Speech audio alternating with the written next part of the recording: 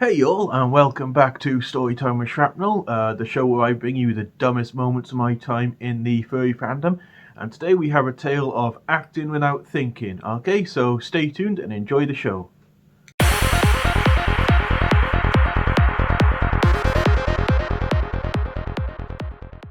Okay, so today we have a prime example of me acting without thinking and landing myself in some hot water with my parents this time. This is the story about how I told them that I am a furry, okay? Okay, so we are going to the distant past now, way back early 2000s, when I was just joining the fandom pretty much. And I decided I was going to go on a grand adventure over to America for a convention called Anthrocon. Now, Anthrocon was at the time the biggest convention in the world, full of furries. Thousands of them would descend upon Pittsburgh, which is in America. Now, I didn't tell my parents why I was going to America. I just said to them that I was going to go hang out with a bunch of friends, maybe shoot some guns, have a good time. And they thought it was great. They thought it was a bit weird I was going to America to meet friends when I had plenty of friends in the UK, but yeah, hey. So there weren't any problems on the way over. It was a great trip. Got to Anthrocon, had a buttload of fun, took thousands of photos. I mean, I was like, and everything. Inside the con, outside the con, random pictures of fields. I'm heading back home now, and I'm thinking, I'll get my photos developed on the way home, split them out, show my parents the, sanitized photos, and keep the furry ones myself. I hit one of these 1 hour booths at Newark Airport while I'm waiting for my connecting flight home. I get all my photos developed, they all come in a nice handy folder, and I take them home.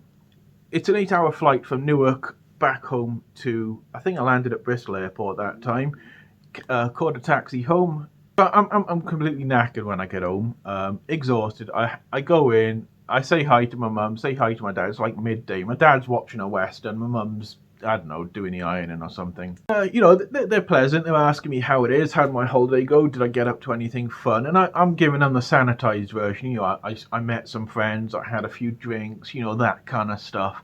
And my mum asks that fateful question, did you take any photos while you were there? And I'm like, yeah. And I pull out the packet and hand it to her.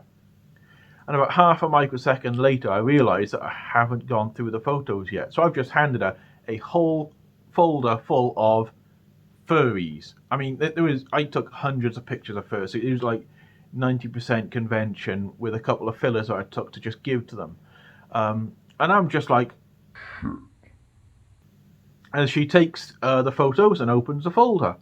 And she's looking through them, and she seems to be enjoying the scenic photos I took at the start, and the photos of the Pittsburgh skyline, and the photos of the river.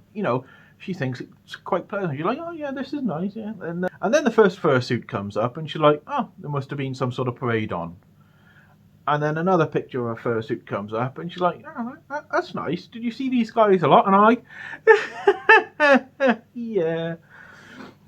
And then another fursuit comes up, and another fursuit comes up, and then there's a photo of the fursuit parade, I think it was, that caused her to look up at me. It's like, why did you go to Pittsburgh? And I'm like, well. And then I have to explain to my mum what furries are.